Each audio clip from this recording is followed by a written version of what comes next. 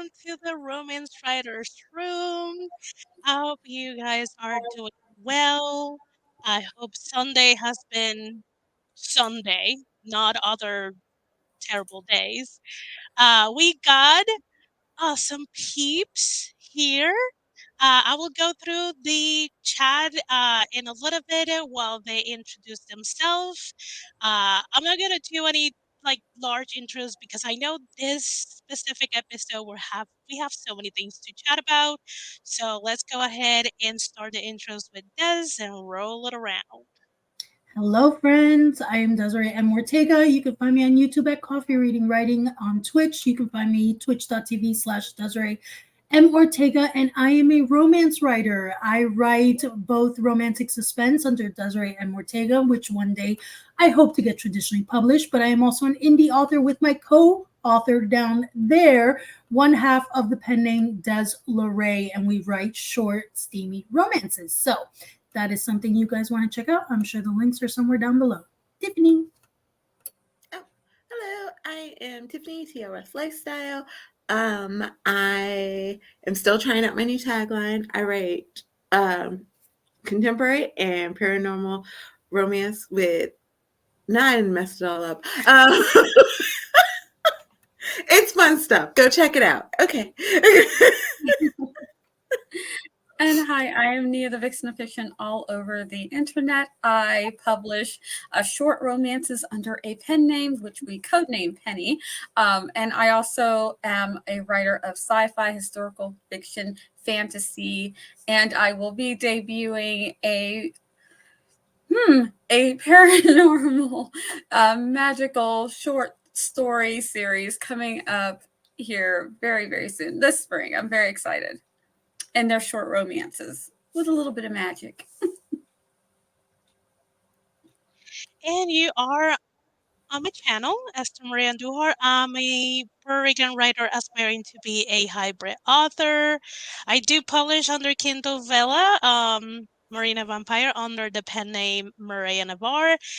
And February is when my secret pen name, code name Sally, is going to start releasing short romances that will take people to other countries and fall in love hard and fast. So if that is something that like tickles your brain, hopefully when you search in the Amazons you will find it, because I got no links for y'all.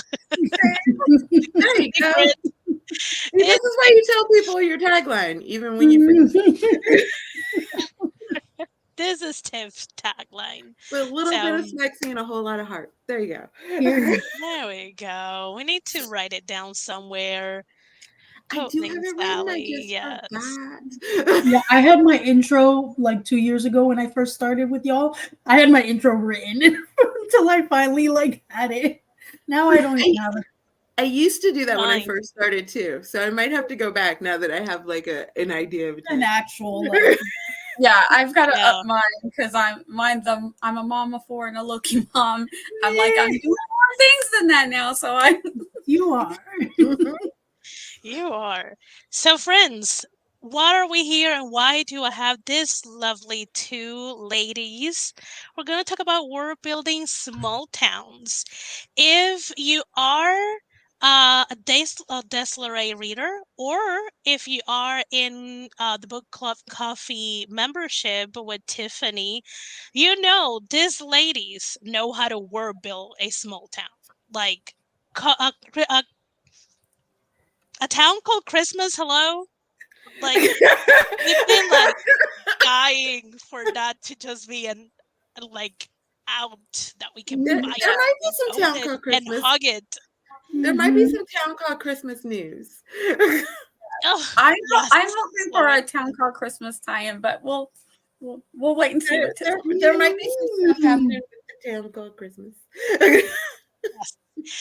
And if you've been to the AuthorTube writing conference the first year, Nia did a lesson, a webinar, a live about word building for, it was kind of like for cancer or people who are like new to world building, but Yeah. honestly, for people who have been world building for a while, everyone said that it was very helpful. So I got great people to chat about world building. So let me ask you, how do you guys kind of like start to think about building a small town? Yeah. Can I say Um, this might actually be the best question to ask both Nia and I, because I feel like we start on opposite spectrums. yes, I think we do. I think we do. Because I always, when people ask me about it, I'm like, do you start with the character first or do you start with the place? And then from there, I can help them kind of build out do their world building. Because I am a start with a place person. I And I'm gonna start with start the with the world. character person. Exactly. And there is no wrong. There honestly is no wrong, which is the Mhm. great thing about it. So no matter where you start with when you come up with a story, you can world build from there and develop an entire world. I start with a place and an event. Usually I have this place or I have something that I want to happen. And if it's something that's going to happen, I'm like, who and where is this happening? Then I come up with the world that where the thing is happening. And then I say, now, if there's a person here and a person there, how are they affected by the things that are happening in this world? So that's how I come up 9 times out of 10 with my stories. Occasionally I will have a character, but most of the time there's an event or a world that starts bubbling in my head. And I start from there. And then the snowball, the snowball. Peach Ridge was actually a combination of both. Like Town Called Christmas, I knew I wanted to write a Christmas story. Um, and I was actually watching a Hallmark Christmas movie, and I was like, ooh, ooh, ooh. And then I came up with the tree. And then I kind of built the town around the tree. But with Peach Ridge, I had the name, but I didn't have like anything for the town. And I really only had the name because I wanted to do like a Notion tutorial about how to build a town using Notion. And so I needed a name, and so I came up with a name. But I had nothing else. And then we wrote Shot It Forever. And I absolutely adored Reed and Shelby. And I was just like, what about the Walkers? Could I move the Walk? He mentioned he had brothers. Let's move the Walkers to Peach Ridge. And then I just kind of came up with the Walker family. And from that, the whole town grew. And I think for me, because like Nia said, she comes up with like the event and the town snowballs. I come up with the person or like the family or the characters. And then like I was just like, well, we need industry. It's in, Georgia. They're known for peaches. Let's have a peach farm. And then that's where the hills came in. And then it was in the mountains, and my family goes to Colorado every year to like this mountain town. And one of the things they have there is horseback riding. And I was like, well, let's throw in a horse ranch, and so it just kind of builds in that sense because I knew I wanted founding like families. And so that's how those families kind of built. And then I built everything else somewhat around that. Yeah. And And see, for I'm not going to, oh, sorry. yeah, go. Continue. I don't want to give too much away about Penny's, but it's very, very similar, but except for not starting with the people that I have this place and I actually have stories written in the historical aspect of it because it starts way back when this place was first created. And we go from, there's the founding families have there's vineyards and there's other industries that are still going on, and how things that might have been easy way back then in the early 1800s, now some of these things might be struggling, and how the families are making it work, and the old family clashes are still going on today. So I like to write those historical aspects and write the present day. And with the ones that are coming out this spring, they're more fantasy, and it came because of my main story, and the world kind of like breaks and starts again, And the modern day, we're in this fourth iteration of the world, and it's all modern day. And then we get to see how the people who have magic kind of play in this modern day world where magic is secret. So we have some matchmakers doing a little bit of doing their thing in this town. And so the town is going to kind of get known for being a place where you come to find love. But there are people who don't want people coming because they don't want magic to be discovered. Yeah. So I get to have fun with it, but it's from another story. It's from my epic fantasy that takes place in way back when. So the world is really well developed. For those who don't know what penny means, because there's new people here, you want to explain what you mean by penny? Penny is I write short romances under a pen name, and they are historical, paranormal, and contemporary romances that take place in a fictional small town. And she's not publicly announcing what that pen name is, so it's a code name. Penny. Yeah, code name Penny. Yeah. For those same name when I mentioned Sally, it's my code name for the pen name that I do not disclose. Which is funny because you guys are going for like founding families, but Sally, like they have the towns, because it's a county, so there's multiple towns. They have like key families, but since it's a very old county, they have a royal family background that may or may not come into play. Because I was like, I want to do like a royal holiday. How do I tie it in? and I just like went back and I was like, okay, this is what we're gonna do. This is what Sally's gonna do, not me. Sally's gonna do it. And see, funny for me, for Desiree and Ortega, my romantic suspense actually takes place in a small town. That is more what you want to do. What these two did. Me, I went with this character. I put them in a blank small town, and then as the story developed, the town built and got bigger and more elaborate and more details, and little things got incorporated here and there. And that's just to begin, because that's what we're talking about, like how we start, because the process I'm sure changes as now we go on to the next book in the same small town. If that is what we choose to do, the process completely shifts. But when we first start out with the idea of a small town, for me, I kind of just dive in and see what happens for the first draft. Granted, once the next drafts come along, I'm sure more details are going to get put in. But so that's for me how I started. Actually, I'm very I started mine similarly to you. Like I took my characters and kind of like I was like, where would they be the most uncomfortable? And that was like a small town during winter time. Got it. Yeah. And then I was like, okay, but a small town has a lot of history, has a lot of people. Everyone knows everyone. I live in one. Oh, geez, what did I do?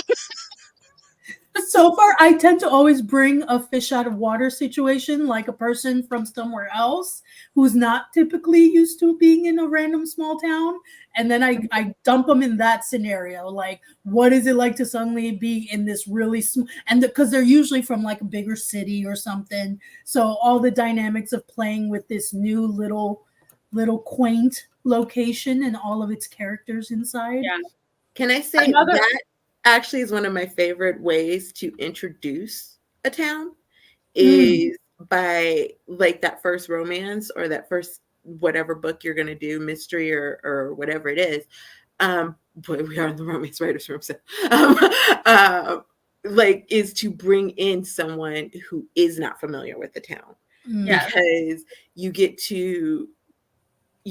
the readers a chance to experience the town and experience the people with them. And like I did, we did like an anthology with a bunch of other writers. And honestly, y'all, I'm going to tell you, this was a secret hack that I didn't even know about until I did it. Have your person be a reporter. Like I had the person be a travel reporter. like it made it so much easier, like describing the room, because why she's describing the room for her report.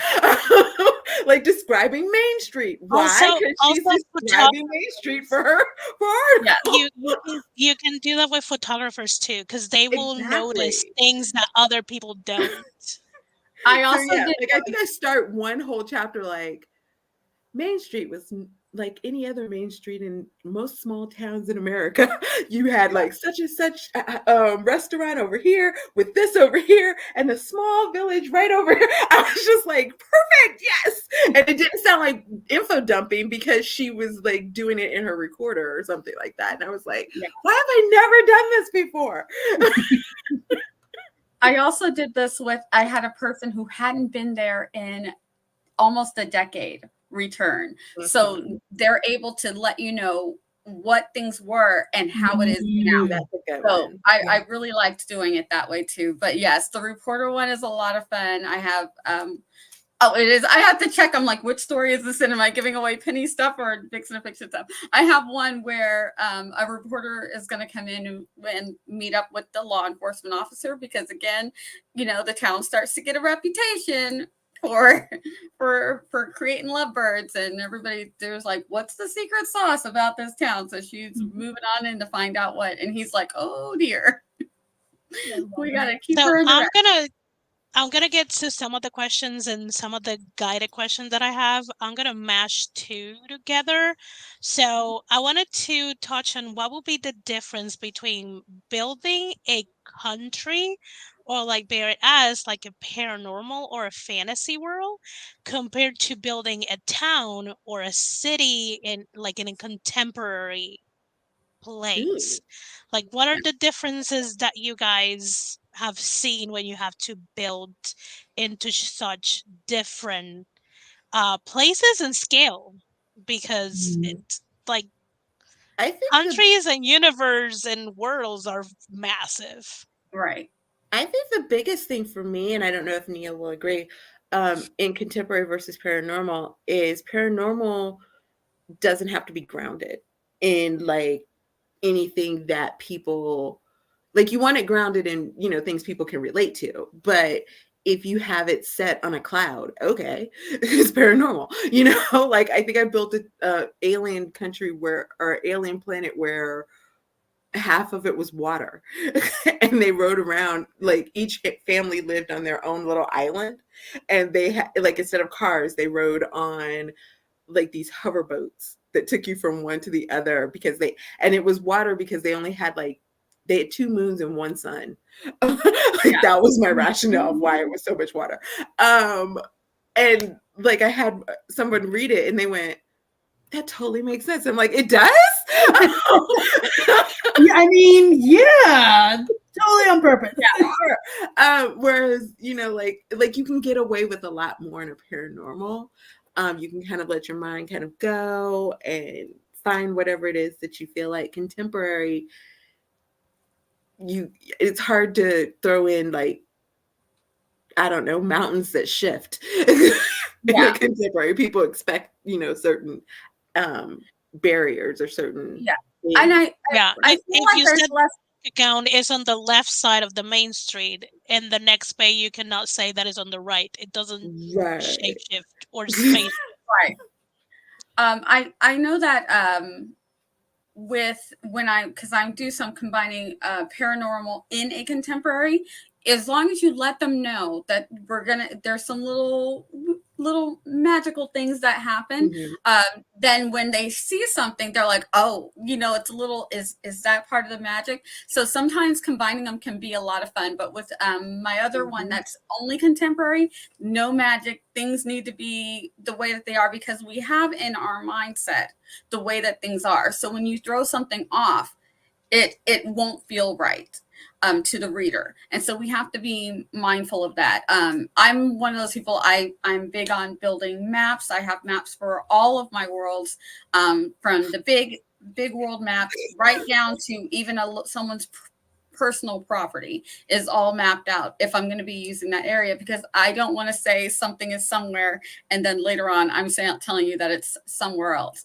So I will literally, if I've got my person, and I just did this with the last story that I just sent to my editor, I have them walking and I'm like, okay, so if they go from her house to the theater, can she walk that distance? Yes. Now, driving to the hotel where he's staying at. Now they also go for a walk by the river and I can visually see it. So as when I say it, I can visualize this is where they're going. This is where they're watching the sunrise. This is where the sunset is. This is how they're seeing the view out of the window, because I've got it mapped out. And you don't have to be a map maker. Just write it in your notes. I have maps, but they're janky. Thank you, maps are fine. I told this too. Yes, nice maps. They're like pencil sketches with like circles for a lake. Like also, I think this is a good. I think this is a good place for Barrett had a lot of really great questions, yes, and I think this is a good one to interject here. How much do because I'm asking everyone, we rely on real locations to build our small towns? Because some people use like in vague inspirations, and some people are like, okay, I am taking 2 towns and making my own. For me personally, I'll just say quickly. For me personally, I love the freedom of making up a town, but I use a lot. Like I'll normally know the state it's in, even if it's a made up town. So with contemporary, I'll pick a state. I'll probably like rely on some Google to look at the area, look at what the weather and the agriculture looks like. But for the most part, I like to make up a town. So it's a little half and half for me. Yeah. I will say I always make up my own towns. They are based off of someplace.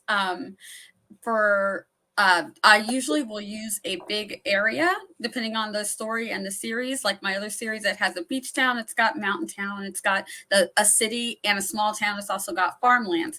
But I've made all these up. And then I've also made up a place in England for them to visit so I can interconnect my people. But then if I want to, which I will, I've already got them planned out, I can create short stories for over there for, so a little matchmaking that I want to do. And the same thing, I've made up my own island in the Caribbean. So when we've got some destination shenanigans going on, I can go there. I've made up my own cruise line. So for one of my vacation series, they can get on that cruise line. They can go to a fictional place that I've made up and come back. And I just do it all. And they are based on whatever the region is. I like to do walkthroughs. There's a lot of walkthroughs online where you can you look on YouTube. YouTube has a lot of them, and say, what's it like walking to this town? Google Maps, before I was doing walkthroughs with YouTube, I was always using Google Maps, zooming all the way in. Literally, you can zoom all the way in and see what the roads look like. Walk the road. Yeah, I literally opened the feature of like walk through or walk the street, and I would just like, I'll just keep hitting the dot I needed and keep walking. like, this would be great. And there's some moment that I'm like, wait, where I'm at? Let me zoom out. I'm not lost. How did I end up at the river here? So yeah, I do a lot of that, and it can be a little bit of a rabbit hole, but it's so helpful, especially if you've actively got your workout that you're trying to map things out to see what logistically works.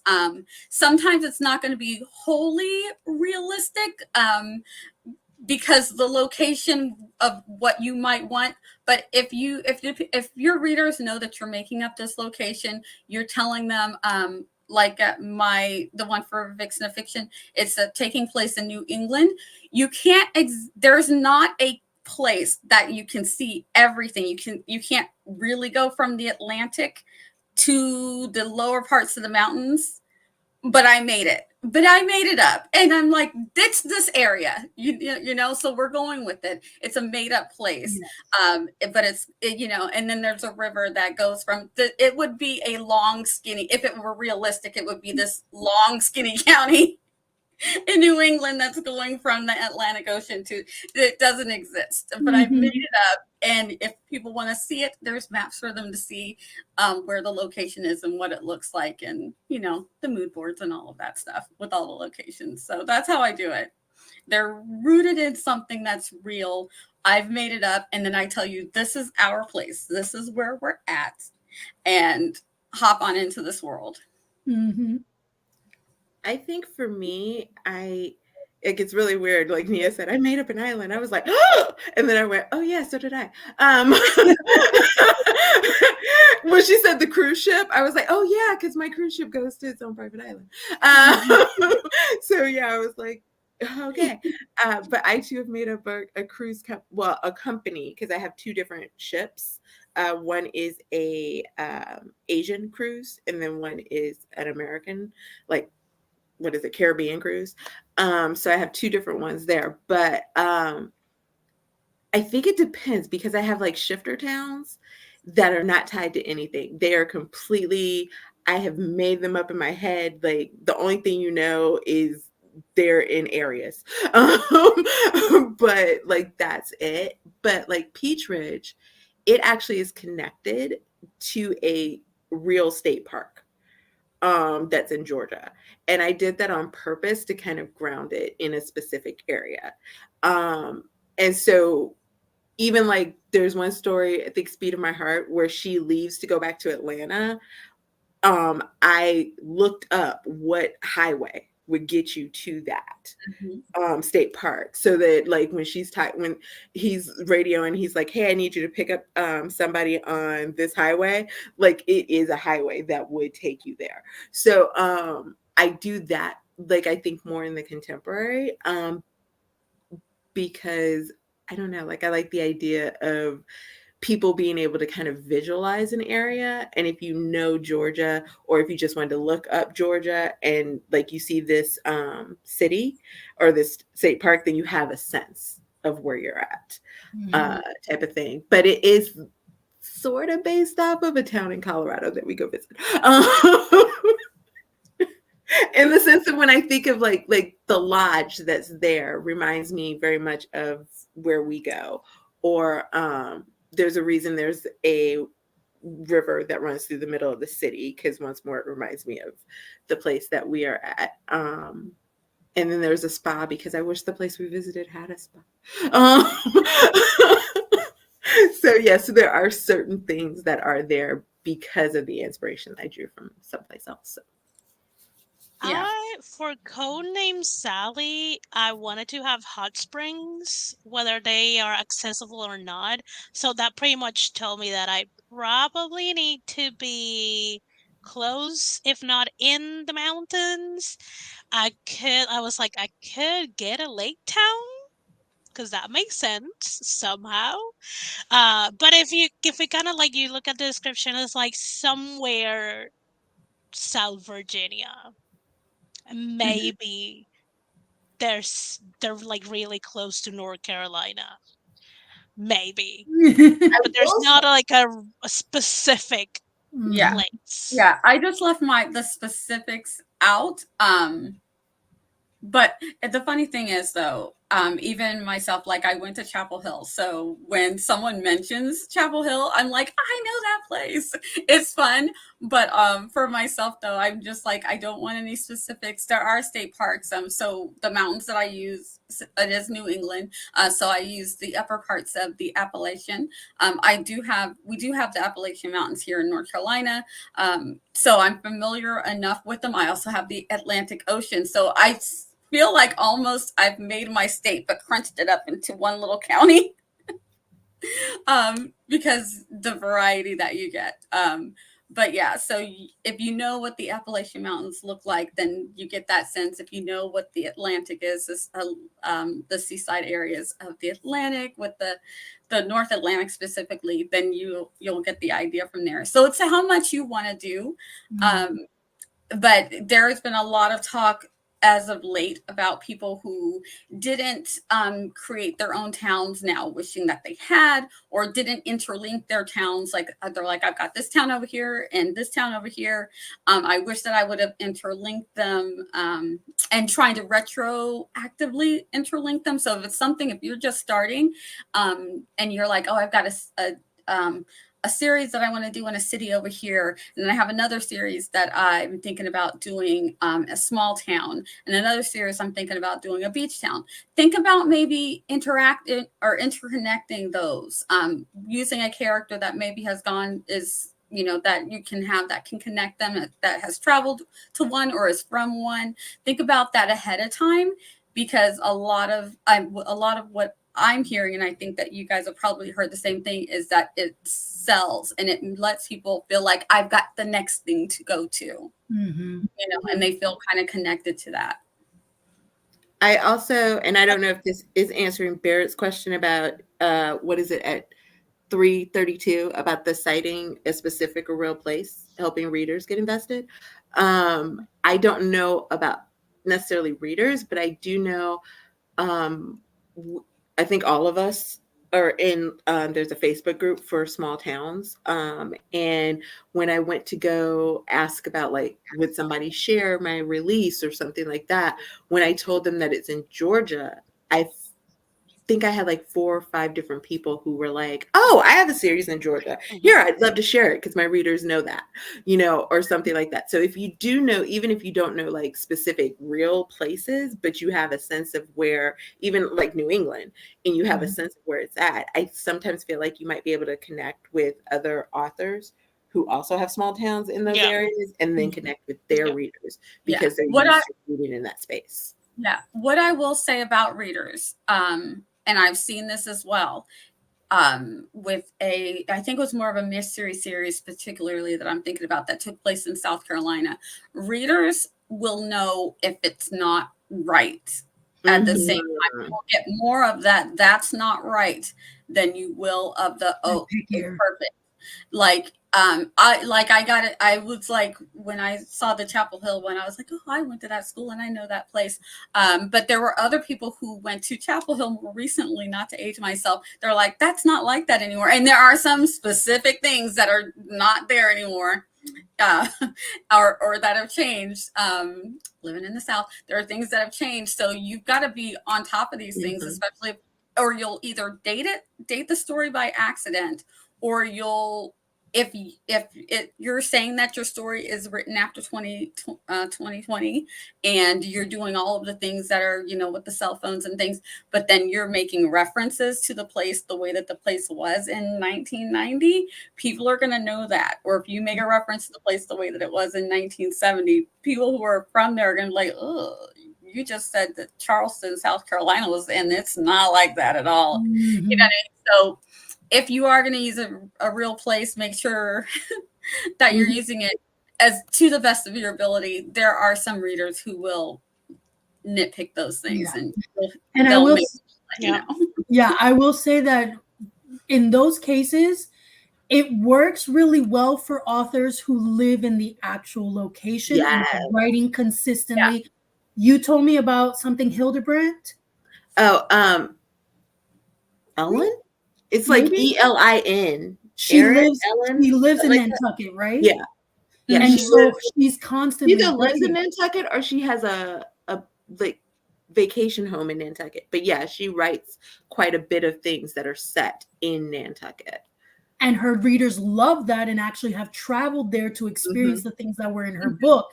But see, that works for her because she can be that specific and accurate because she's consistently there to bring these things to life. So yes, readers definitely get more invested. But like Nia says, if you're going to half-ass it a little and just throw in some details, some readers get really nitpicky about certain things if you don't accurately represent what you're committing to represent. Yeah. And if you're gonna also, if you don't want to date your story, keeping like a vague town that can fit in any state, almost any state, will feel more evergreen, and readers of a wide range of ages and interested will love to read your book because they're not going to be put out by, wait, that's not how things are done, or that does not exist, or do Mhm. they know that like phone style it's not anymore, or like Mm. Yep. But all sorts of things. on the flip side of that, if you are creating a small town, think Stranger Things, because that's a small town. It's dated for a specific reason, and people Yes. adore that. You know, like Yes. they It is love that nostalgic retro feel of it. So if you've decided you were writing that type of a small town with or without the magical, all the different things that are happening there, or contemporary or whatever, make sure that you then do the research. As someone who wrote a story that was set in the 80s and then forgot that people had keys to the door as opposed to the swipey I cards. think. Oh, the hotel door. Yeah. Also, you can, Make as sure you small, get that like when you're writing right. small towns, depending where you write them, there might be one or two families that their aesthetic and the way that they present themselves are stuck Mhm, in a specific decade. Mm. Like Mhm. there might be families who still dress and still have the same hairstyle from their 80s. And when you get to their houses, all of the like decoration and the way they have their furniture is still the 80s style. And the way Mhm. that the house is structured is very much an 80s style house. And that's just their vibe. And that can be like, it's not a quirk, but it is a characteristic that will make that family or that couple themselves. Mhm. mhm. Or even just a really small town that hasn't updated itself in decades is still running on older Yeah. structures and things. So there's always that. Mm-hmm. Mhm. That That's very is true. Hmm. pretty true. Like that was what I was kind of like sort of complaining last night when I was streaming on Twitch and beta reading. I was like, there's no way there's a chill breeze late spring, early summer in the Caribbean. Heck no. And that's where I think a lot of I told the author a lot nicely. I gave suggestions and I was like, Yeah. A good that's life. not a gonna good happen. tip for that. One of the things that I do, because as I was writing a story that took place in a specific place, I will look. I literally pulled up their weather, and I still have the weather Mhm. app for that a town that I was kind of like basing my place on, because I started thinking, does it snow there at this? It was something that Mhm. happened around Christmas time, and for a bigger novel that I wrote for Penny, the guy is from England, and I had to create his town, and I was like, does it snow there at Christmas? Will he have a snowy Christmas? I looked it up and I pulled up the weather app. So I had his weather app the weather app for that town. But then you can also go back and look up the history Mhm. of weather of the weather for a certain town. If you've got a town that you're kind of basing your town on, and I've done that too, and I've pulled up year to year even how it's changed. So like there are some places that used to get a lot of snow that don't get as much snow now, and I needed to Mhm. know that as well. I had someone in a Research, research, huge research.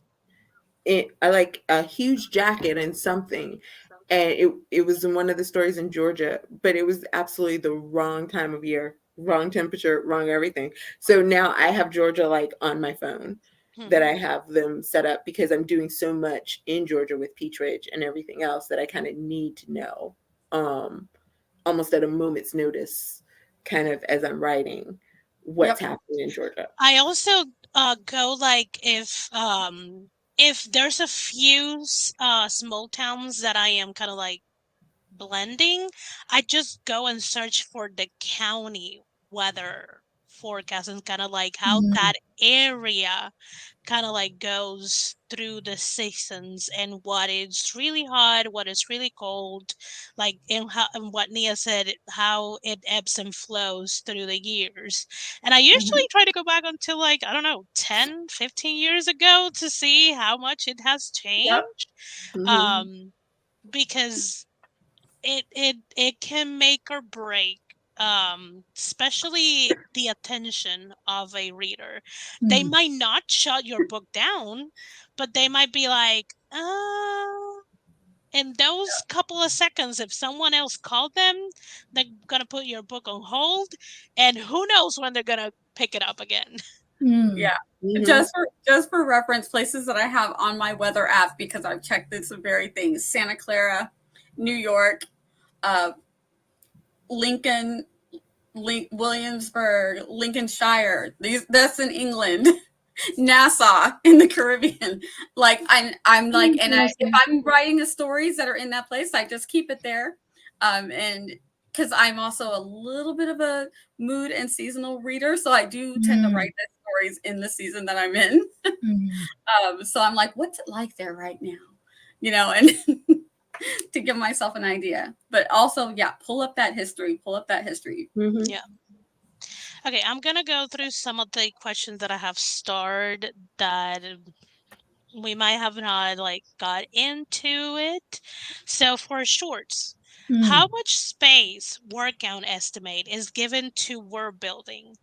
And I think this might take into account how long your series of shorts is too. well, And it I would, probably also depends yeah. on if your short stories are based in fully modern day or if there's any paranormal aspect. Because I do a little bit Ooh, very more true.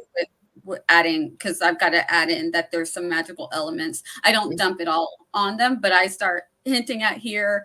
I'll have a couple of people talking about something here, so that you're reminded that there's a magic going on. But the small town is the small town, so I don't have to keep hammering on that at all. Mm. You Mhm. know. Yeah, I think for like Desiree, for us, when it comes to short, you're kind of you start making those little introductions in the beginning and those little connections that will unfold more as you read the next coming books as well. But in preparation, you'll be surprised how much world building you can do for a small town for short stories. Um, and how much it actually opens up for all the potential stories to come. So it really helps to give you great ideas to consistently have content coming out because you're building these story. The more you build these small towns, the more you build the industry of the small towns and the family histories. And usually with each story, you're introducing new characters. And so it actually allots for a wide range of world building, surprisingly, even for a short Yeah. novelette and novellas. Mhm. I So think I don't know if anyone's gonna keep it like as specific as Barrett is asking, like word count estimate. What I will say is like you will mention the places in your small town that are the most important, key, and permanent to that specific short. And you will be surprised how a sentence here and a sentence there and three sentences in this other chapter and like Mhm. sprinkle it in how much you can build that town in your reader's mind, but also you do have to contain yourself into the key places for that specific story. Mm, Yeah, like with the one that's coming out in the spring, the town has like farmlands. It's got some fishery going on. It's got camping areas. I don't mention all of that stuff in the first story. The first story I mentioned the inn where the girl lives at. I mentioned the Central Park that they have, the theater that they're working on, and the coffee shop and the river. I literally that tells you a lot about the town, but I'm only talking about the places that they're either at a location where things are taking place or someplace that they're going to. Um, and it starts building the town. The next story will be the same way. The next story introduces the school because one of the ladies is a teacher, and so I might not mention the theater in that one because she's not going to the theater, but the theater is still there. That one was introduced in the first short story. The high school will be introduced in the second short story. There is an institute. It has because it's a small college town, it has a slight mention, but as that becomes part of the story, that will get more of a mention. And so these places, your town is starting to be built over the course of your series. And people will remember the coffee shop, for one, is one where people go to a lot. So the coffee shop is going to have a lot of mention. The library is not introduced yet. There is a library in the town. It will be introduced when it's relevant to the story.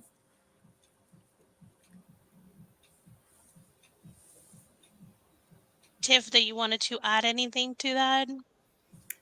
I would just say I tend to look at it almost like a 3-act structure, in the sense of, if you think about the town as another character, like it's going through its own character arc.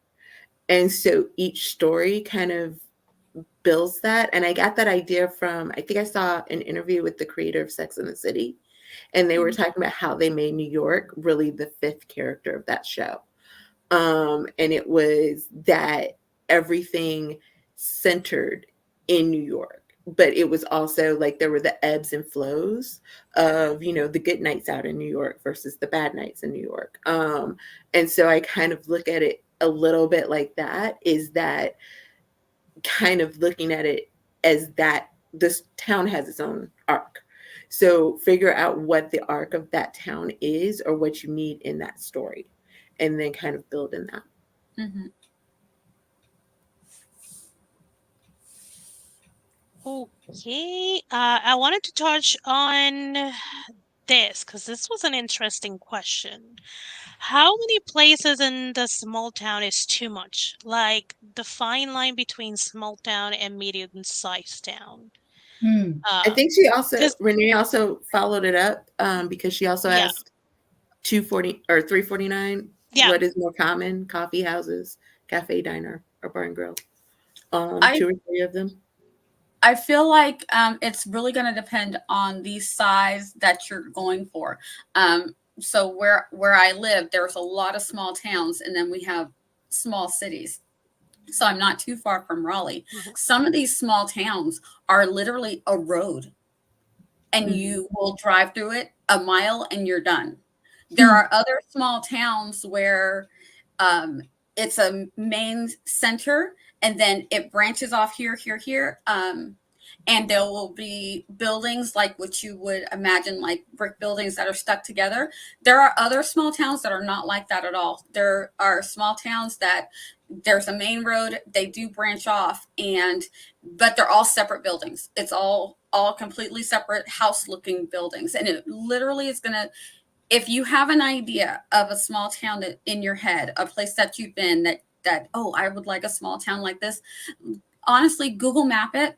Look at Google that town, look at pictures and see what the buildings look like there. Because if I were building a small town that was based off of North Carolina, even though my downtown does have brick buildings that are stuck together, a lot of the small towns down here don't have that. So it would be like, what kind of small town am I basing this off of? The same thing. I'm not far from the beaches. We go all the time. The beach towns are also all very different. There's these ocean surf stores that are kind of new looking. They're called Wings, and but not every beach town has those.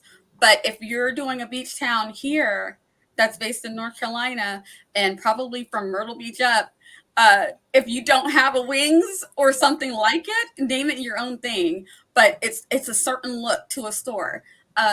People are going to like, where is this exactly? But then there are other beach communities where it's just lighthouses and wide open beaches. They're not crowded with people.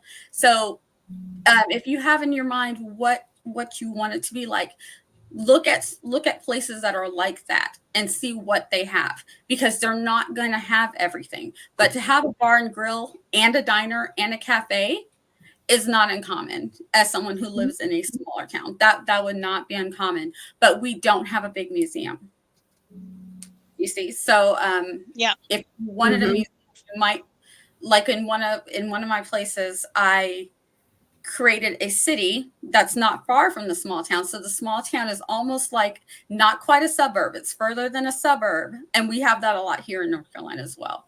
And especially in the Raleigh area. There's Raleigh, then there's these suburbs, and then there's small towns. But you can get to Raleigh, get on the highway, you can get to Raleigh very quickly. So that's a lot of what I have in my head when I think about how I want to be able to let the people do some fun things. They're not going to a big museum. You know what I mean?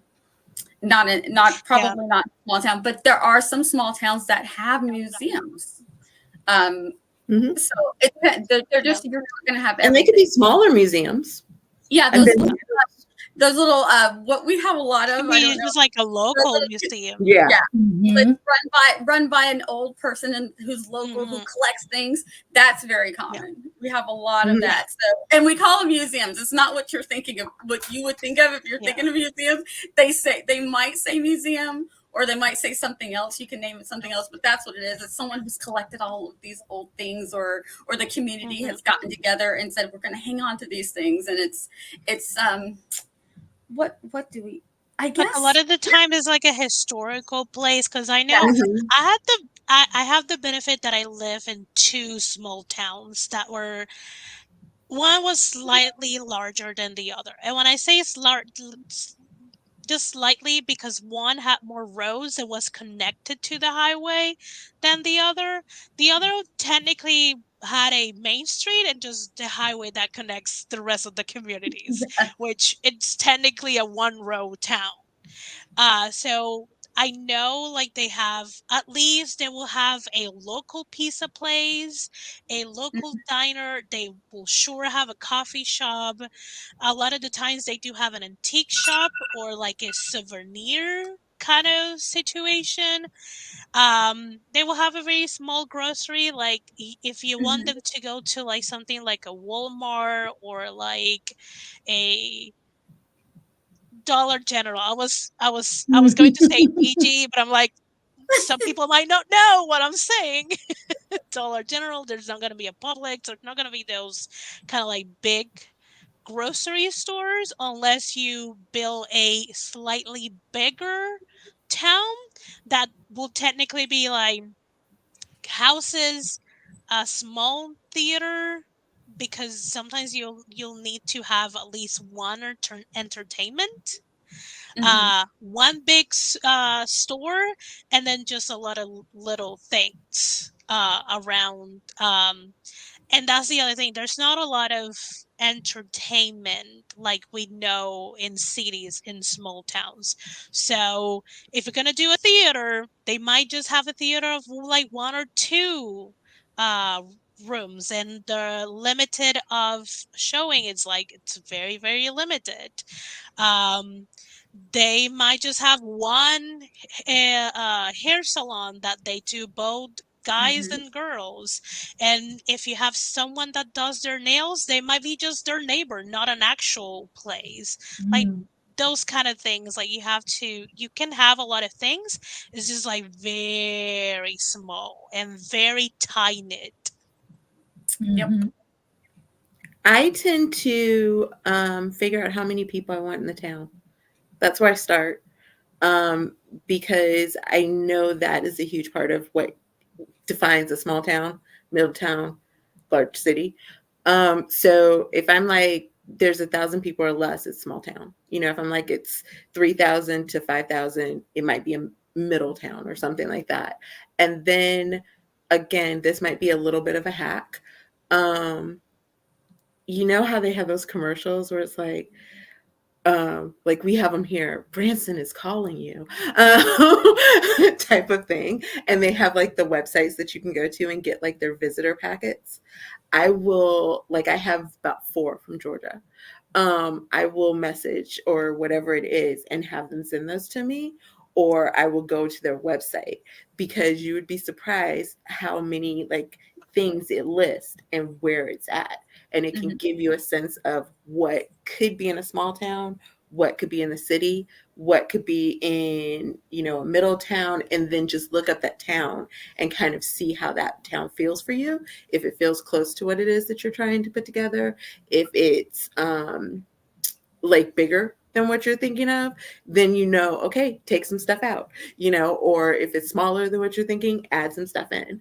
And I think a lot of like Nia that way the other day she was doing some world building and she was talking about industry, and it's like, okay, um what are you going to have? Like if you have something that's huge, like a corporation, maybe your town is a little bit bigger. I have an orchard.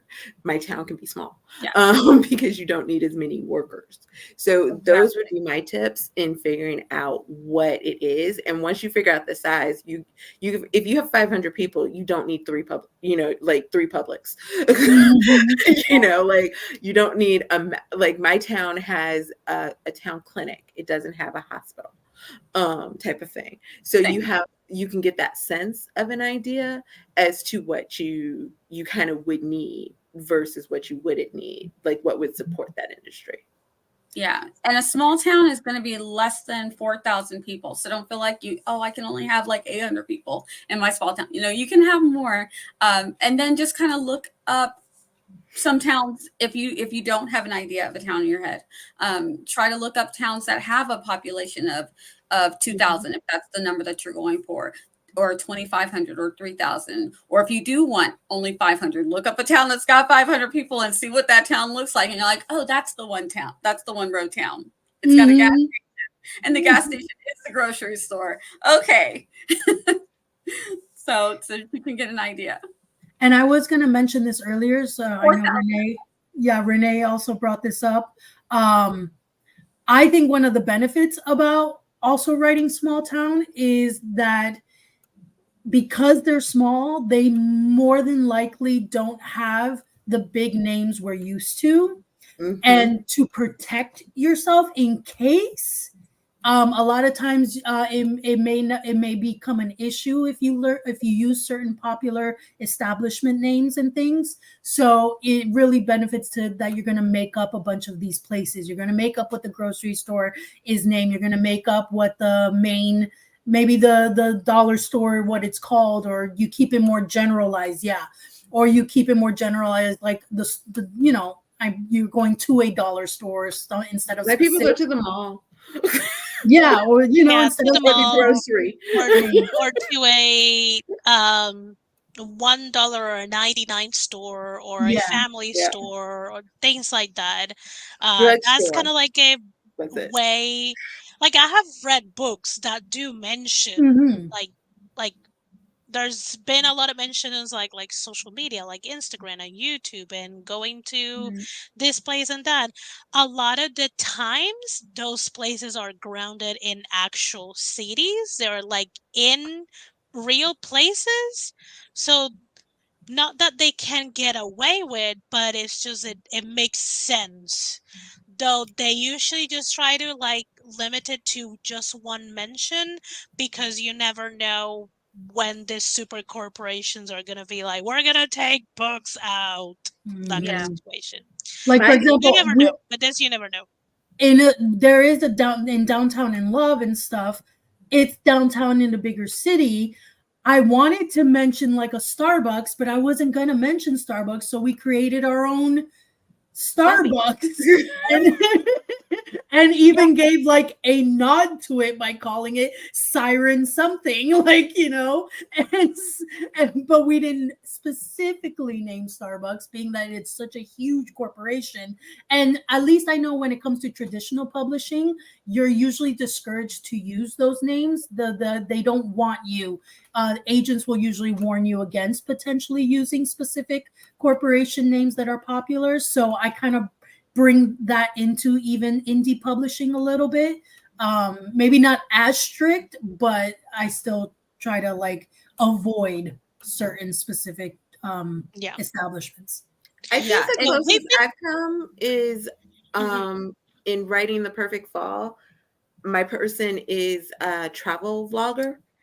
And so I think there might be one mention of YouTube, but I more mention his channel than necessarily like YouTube as a name. Yeah, same Type of thing. yeah. Elise. So For my she's influencer, I kind of just say social media, and I'll say social media a lot. Mm-hmm. But I had that in that situation with my influencer. I was like, how much do I want to say? But even with I've created a dating app for my thing, so I can say use my dating app all the time.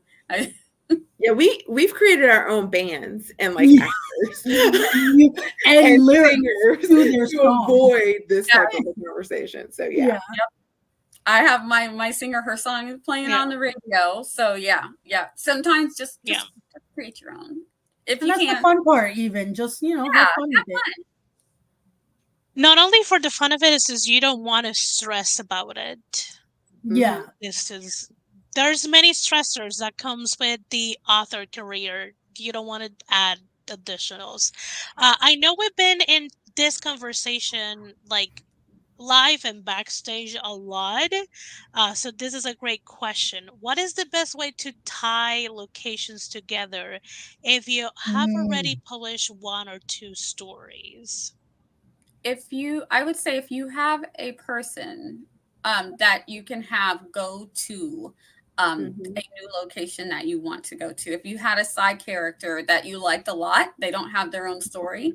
I would say have them go to your new small town or your new location. That's a really great way to easily tie them in, and it's a great way that you can promote. Say, hey, if you want to, you know, you have a guy named Landon. He's the best friend's, younger brother, but he's a bit of a character in one of the stories, but doesn't have much or do much. But people will remember Landon, and they'll be like, oh, well, where is Landon going? Landon's just got this. Trying to he's got a new job. He's got to shut down the farm in the small town. So now and then he gets roped in and loves the small town. Something like that. If you've got a side character, I think that that's a great way to bring them in. Or if you've an athlete, or maybe they're going to go watch a game, and someone's like, oh, let's go see the small town has a small baseball, a minor league baseball, team. Let's go watch them. And it's like this little, which we do have a lot of here. They're just little stadiums. They're not big stadiums, and they're not getting paid really. And they have their team go out and say, hey, come out to this game with me. And you're like, but your character's like, I don't want to go to this little, and they end up having a great time. Maybe they meet somebody. It's a great way. Just bring them on in. Bring them on in. Mm-hmm. Bring a character from one of your books. We just watched a class about universe world building, and afterwards I went and created a bit of a map of people. And so one of the things you can do is look at, or this is one of her suggestions, look at what it is that you have and see where there are tie-ins. Like she was like, if you're billionaire in one series, you have a billionaire in one series and a billionaire in another one. Could they have gone to the same college? And then maybe introduce that college. I am I'm not a sorority girl at all, but somehow sororities and fraternities are in almost every one of my books. So like you can always I've even made up my own sororities. If you're going to do that, you think making up a small town is hard? Every Greek letter is already a sorority or fraternity. But like you can have them maybe be sorority sisters or fraternity sisters. I matched a Desiree story to Peach Ridge by having it be siblings. So do something like that where you can kind of look at where I haven't kidnapped anybody in a story in a very long time. Been a hot minute. You're right. Where like you can find those spaces where you can interconnect somebody, even if it's just a phone call. Like that's how I connected the Des series with Speed of My Heart is because she hands him the phone and he picks it up and it's his sister-in-law who's the person from Shot It Forever. And Mm-hmm. so, like, even if it's a phone call, even if it's somebody drinking your coffee, you know, from something else or something like that, look at it that way and figure out how you can find those small little niches, those small little spaces that you can tie all of them in. Yeah, and for example, another example which we plan to do is for we have previous books that we didn't connect. We didn't think about that ahead of time. So now we're like, oh, you know what could work is the couple from that previously published book goes on vacation and comes to our small town kind of deal. Mhm. So that at the end of the book we can put in our back matter, hey, did you like meeting so and so and so so? Well, guess what? You want to find out how they fell in love? Go to our Downtown in Love series and read their origin story. So now we just made a connection with a previous book that we didn't plan ahead of time to make that interconnection, but now we can. So that's another way you can try to do that. The point is bring it to attention at the end, Mm-hmm. like so that they know where the connection comes from, so that you can drive them to your previously published books. And if you can make it connect to the first book in a series, all the better, because then, you know, if you have your series interconnecting in some way, whether it's a small town series or like 4 standalones, but just the characters overlap, then that's a really great way to kind of pull that all together in a certain aspect, because then they read this story, you're like, oh, did you like this couple, see how they fell in love in this story, and then they read that story, and then like at the end of that story it's like, hey, you remember this character from here, check out his story here, and then you go there, and then you got them kind of like on a little treadmill of reading all your stuff. Mm-hmm. Yeah. So I wanted to, like, I was holding on to this question because I was like, this goes pretty well with another question that I had, like, any innate tropes or expectations on a small town as a setting, which knowing that can help people who find world building small towns a little difficult, especially if you have, well, like, room syndrome. So, how can, like, what are the tropes that come like a given with small towns, and then how can we use them to populate or build the small town if we kind of like find ourselves paralyzed by building a town? Mm. Bookstore. Well, I mean, like, think about it, like a you know, like bookstore reader type of romance, any type of firefighter, police officer, um, first responder. That's the easy way to start building. Um, like a what is I'm trying to think of A diner, like diner. every Thank small you. I town was has like, where people diner, gather. coffee shop. Yeah, coffee shop romance. Yeah, you're gonna have a Anything like bank. that. Uh, And there's a so lot of gossip that happens in the bank. You will be surprised. That's true. as someone who used to work at a bank, yes. And there's drama. You would have fun writing a bank. And a coffee shop, or like where I was thinking just anywhere people gather, whether it's coffee shop, cafe, whatever. The great thing about that, as opposed to say like a bookstore or fireman or whatever, is that that branches out your industries. Because if you're just writing firefighters, then you got to think of, okay, well, where does the firefighter live? Well, where do they go eat? Well, where do they do this? Where do they do that? If you're doing the diner, you could have firefighters coming in. You could have medical people coming in. You could have Mhm. people from the orchard coming in. You could have people from the corporation coming in. You could have people who are visiting coming in. You could have people, like, you could just go anywhere and connect that town just from that one spot. And the thing with diners and cafes, and bars, especially bars, it's a great place where people all converge. It's a great place for meet cutes, just just people having interactions. I do a lot of interactions with the bartender or the barista or the cashier, to kind of like see other things that are going on in the town. It's a great way to kind of interconnect. And if you have a barista or a bartender, they're going to be consistent through many stories. If you've got a wedding planner, she's gonna be the person that people will go to. If you've got a wedding series, she's that person. So there's a lot of ways that you can interconnect, and it's different people coming in for these different things. So think about But some of the also, Yeah. talk about. if you have white room syndrome and you're trying to build a town, think like how I built Town Called Christmas is like, what would if I was going to build a Christmas town, what would I want there? And that was just all I started thinking of. And then I was like, well, I'd want an old-fashioned diner. I would want like a town square. I would want, every town has a mayor, so there has to be a city hall. Like I was like, I would want like a florist, because you have this tree, and like where you gonna get your poinsettias from? Type of conversation. I'm like, it's a small town. They all have a little small church. There you go. Like, it's a small town. They have to have money. So there's a bank. So just think of what it is that you also just would want in a town. And remember, this is not all going in the first book. Right.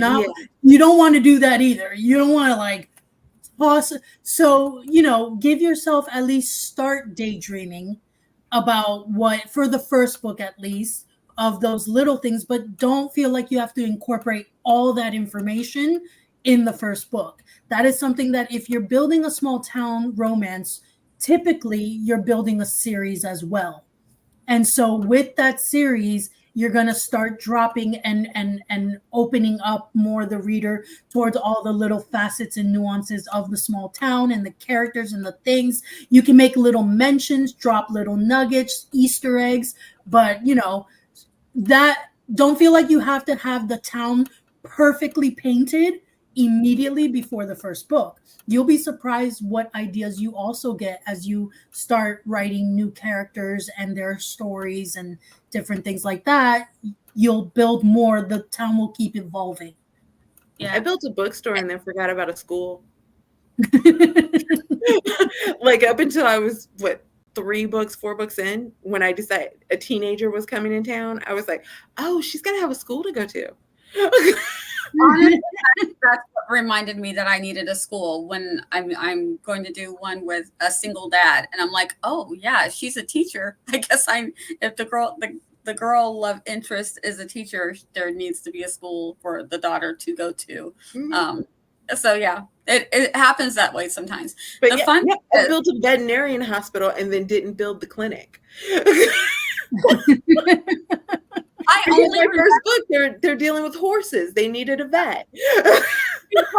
because my people are magical. I didn't think a lot about a lot of people getting injured, even though I do have an injury that happens in the second book, but she doesn't go to a hospital for help because she goes to her magical people for help. But I had a vet because I needed a vet. And then as I'm dropping in my vet, I was like, oh, let me go ahead and put a clinic as well. Literally, sometimes it's like that.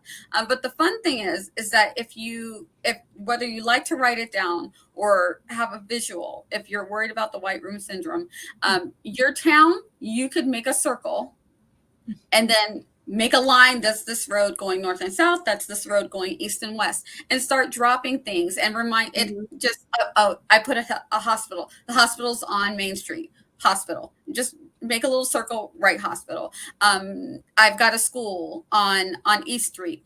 Make a little dot. Say school here on East Street, and you can start building your town as you need things. I have a cafe. Maybe the cafe is on the west side of East Street. Make a little dot. Cafe. Name the cafe. Go ahead and name the cafe. Just go ahead and name. And so you can actually start building. I call it my janky map. That's my first map. Is always a janky map. I'm like, it doesn't look like this beautiful thing, but I've got it there. And so when I'm ready to build my map, and I can still add to it. And the map that I'm using for the small town that I have, it's Ethereal Falls. It's got a lot of stuff in it, but I'm not going to show all of these things every time. So if I decide to put it in a book, or if I decide to give it out for newsletter or wherever I'm going to put it, I'll take some of the buildings out because you don't need to see everything, but I've got everything there, so I know where everything is. I know where the lighthouse is. I know where the college is. I know where the factory is because they've got an fruit processing center. That's the main industry. The orchids and the farmlands. But I don't necessarily need to show that all of that every single time. I'll just show this is where this main character lives. This is the hotel where the love interest is staying. This is a cafe where they meet. This is the river. So I can take things out and show what I want to show, but have it there, and it'll help you visualize the things that you need to write. But I sometimes have accidental white room syndrome because I know exactly what everything looks like to a T. I forget the reader doesn't know what that looks like. Oh yeah, let me tell them what this thing looks like. So, and anybody can accidentally get a little bit of white room syndrome. Oh yeah, You've but got it. Yeah. Yeah, as you're building your small town maps and things like that, it's the same thing as the exposition we do research for our characters. We usually have a whole character background and his history and stuff, but we don't put all that in the manuscript. We use it for ourselves to kind of ground ourselves into who these characters are, where they're at, what world they're in, what does it look like, because the more we have that subconsciously in the back of our minds, it actually will help us so that we don't fall into white room syndrome, and we can slowly incorporate those little details here and there as we would with any character's bio and back history that we did tons of research for. But again, we're not going to info dump everything we researched about our character and their history on the page. Mm-hmm. Yes. And also do keep in mind, if you are working on building a small town, you mean to write multiple books. You have it, whether you have admitted or not, you know that you are interested in telling lots of people's stories. So every book is a chance for you to work build a little bit more and show a little bit more. The same way Des mentioned and made the comparison with a character. Like, well, you have a book, however long it is, but every scene and every chapter you show a little bit more or pull a little bit back to make the reader be like, okay, why they are like changing their tune and that kind of situation. So setting does, like, there's a lot of authors that do say that setting is a character. So maybe looking at a building a small town, like the way you kind of like build a character, might make it a little bit more approachable and less terrifying. Yeah. And the thing is, no one's going to say if you don't mention high school in your small town because it's not relevant. No one's going to come at you and be like, you don't have a school in your small town. It's like, I'm not naming off everything in my small. No one's going to do that. It's so you don't feel like I've got to have everything immediately right now. You can build as you go if you're not a huge world builder. Like I said, when I start, I have most everything laid out. There are still things that I'll add in later as they come up. But that's just because that's my jam. That's her process. Always. That's her process, period. So, yeah. But I think you have to think of it as like, okay, I've lived in a city, but I've lived here my whole life, right? Like, there's new schools that are built. There's new businesses that come into the area. There's businesses that have closed since I was a kid. There are malls that were here. There are malls that have left. There are stores that have come. There are stores that have left. Like, the city is a living, breathing entity.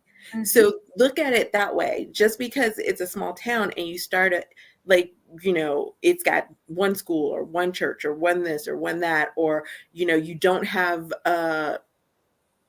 Asian restaurant, or you don't have a sushi restaurant because, as Barrett said, everybody's buying sushi at the gas station. That doesn't mean you can't have a family that moves in and opens a sushi restaurant, or you can't have somebody, you have one coffee shop. I think it'd be fun. Gwenna mentioned having multiple coffee shops. Have someone come in and now you have a competition because someone's Mhm. building a new coffee shop. Like it's always fun to explore how you can change the town, how that town changes around your characters, Mhm. because you never know what might come in that, the same way as where you live. They're building a new restaurant down the street from me. Like yesterday it was Pizza Hut. I mean, like everything always changes and moves around. So don't be afraid to do that Mhm. with what it is that you're actually putting together. Yes. Yes. Okay, so we're past the 1 hour and 20 mark. I knew I was going to have a hard time keeping the conversation in like an hour, There's so much but we can talk you about. guys, Mhm. yeah, Yeah. you guys are troopers. I will give chat 1 minute to throw any other question. Make it short, sweet, concise, so we can do like a very quick roundabout. And then we can like wrap it up. This is going to be a great time for me to remind you that next Romance Writers Room in February, we're going to have Deidre because we're going to talk about interracial couples.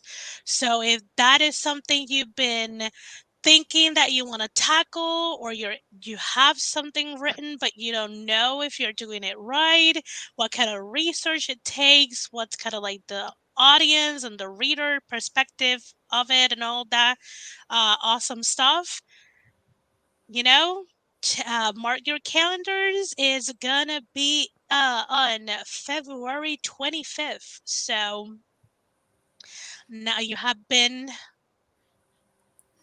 told. I'm hungry. DJ has I a am fun question. losing my mind a little bit, but I'm waiting for let food to get here, so I'm like, yeah. yeah. Deidre has a good question. 324 Let me or find 424. it. I can't calculate time. This one, fun Mhm. question. What has been your favorite part of the small town you all have built? Good. Mm, so many things. I would say obviously making the map. I'm sorry. I love world building. Just putting the world together has been so much fun. And then just dropping the people into it and thinking about who the staples of the small town are and seeing how they maneuver around the town and the little mischief that they create. I just love that so much. It's just building the town itself has been the most fun. Like sometimes I'm like, I wish the stories could just write themselves and I could just keep building. For me, I don't always have who the next book is going to be about scenario. So I really love when these side characters suddenly like catch your attention and you're going, hmm, I can create a whole thing around you. And so it's the excitement of that after this book, we can play with this person and their life and their backstory and their love story and who's going to be the one to come and wreck their world upside down kind of scenario. So it's fun. I love the interconnectedness of it all. For me, I think it is the families and the continuality, because I love that you can meet Paul in book one, but like you're in book five and now Paul has kids, and now you're Mhm. meeting the kids, or like you get to see, this couple, and because your new couple is going to their wedding, or like Mhm. different things like that. There's that continuality of almost like every time you pick up a book, you're catching up with a good friend. And so Mhm. I just really love that. And I just love that aspect of it. Yeah. Yeah.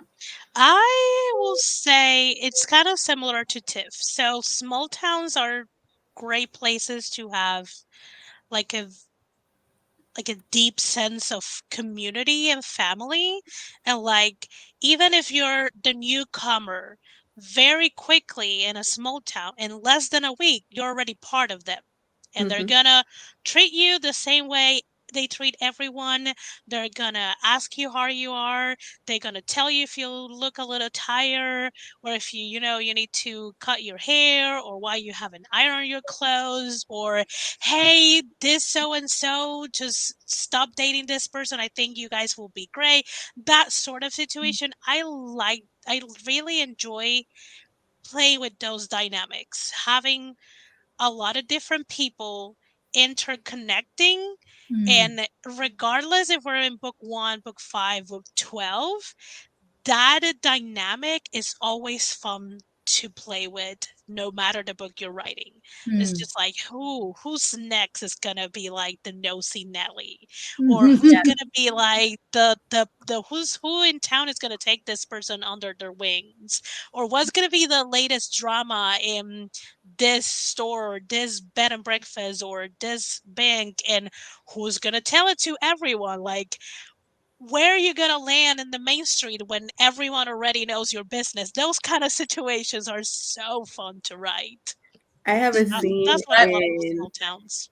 I have a scene in Speed of My Heart where she goes to the grocery store, or not the drugstore, to get something, and she's just standing in the aisle, and like this old lady goes, "He's a good catch," and she's like, "Excuse me," and she gives her the whole history because she's his elementary school teacher, and she gives her the whole history of like all the Walker boys, and she's just like, I was "Who just are standing here. you?" I I would was just say, getting something. and I would Right? say the opposite of that is that one of the hardest things I find with just about any story is when you're done and it's time to let these characters go. And so one of the fun things about doing these small town romances that you get to later on here and there get little sneaks and peeks of people that we've wrapped up their love story, but now you maybe see it down the road, they're showing off the ring because they're engaged, or Mhm. maybe you see one of the kids, I've got one who's in high school, but in the future story, she's going to be going to the college. So that we never fully have to let go of them, and we'll see them around town somewhere sometime. I love it. I Mhm. love small town. Small town romance is so much fun. I Yeah, love it's just it. You don't have to say goodbye. It's I so know. fun because you Yeah. don't have yeah, to say goodbye. Keep going And and it's so much going. fun when you can figure out where to pop people in, you Yeah. know? yeah.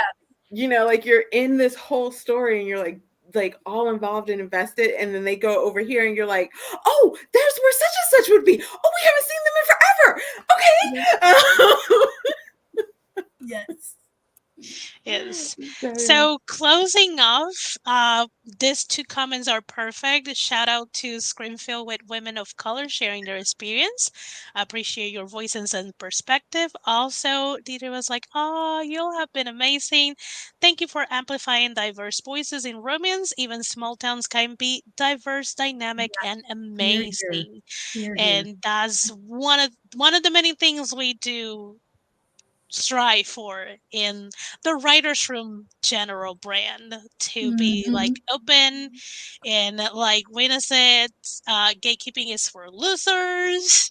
Right. So we everything is about building each other up, like there's no tearing down. So I'm glad that you guys enjoy the Barrett has conversation. killed me all day long with these comments. That is hilarious. Like I Ooh, I just haven't had a bag of So Chips Ahoy in years. Same. Oh my yeah, goodness. thank you so much, everyone, for joining the conversation. We'll take that into consideration. Yeah. I was like, I Um, didn't even get to show anything. I'm like, this really goes by so fast. It yeah. does. It does. yeah, because I was just like, you guys can show whatever you want, but We don't have to. I don't think we don't have time. But I'm pretty sure that I don't know if it's this gonna be this year, or if this ladies want to do kind of like a specific talk about small towns in their own channels, they can feel free to do so. So thank you everyone for coming in and sharing your questions and sharing ideas. Thank you so very much for Nia and Tiff for coming in and sharing your guys' wisdom. Because I know a lot of writers, but I think no one word builds like you two.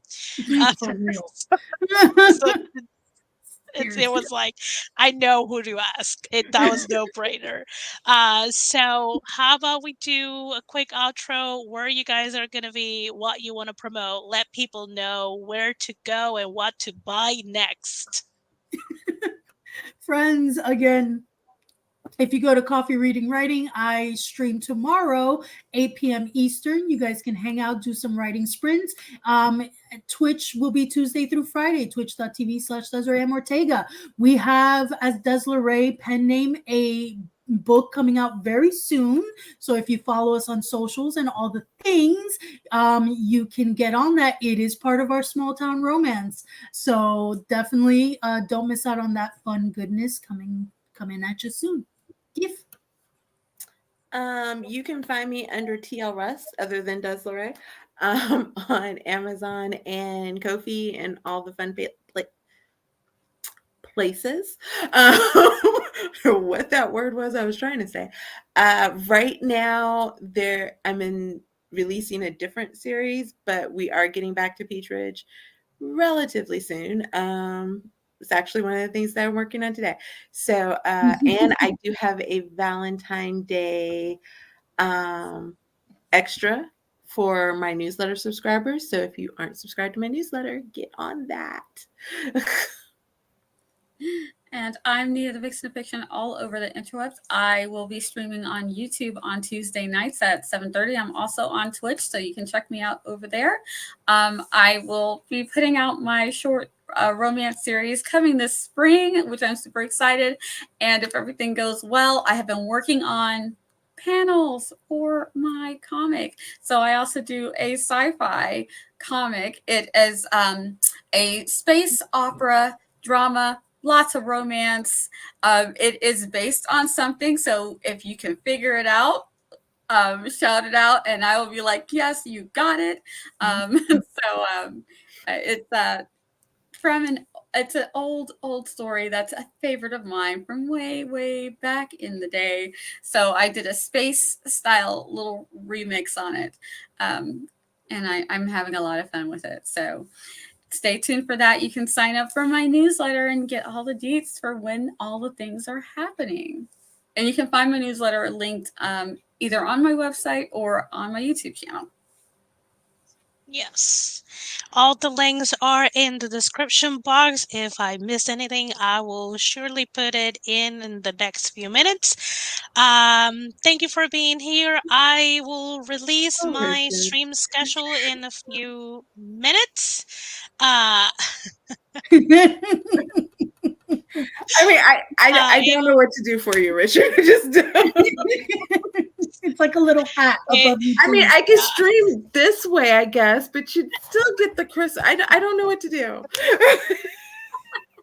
he will have to deal with it. What else? I do stream on Twitch. Times always change depending on the part-time that looks like a full-time. And I will be here Sundays, same time, same place. So you guys can get used to see my face regardless of the writer's room. So that's it, friends. I hope you have a rest of your Saturday, and I'll see you guys. Sunday. Sunday. You will have a great Oh Sunday. God. We're gonna end with that mess. Happy Saturday, Sunday, Monday. Bye.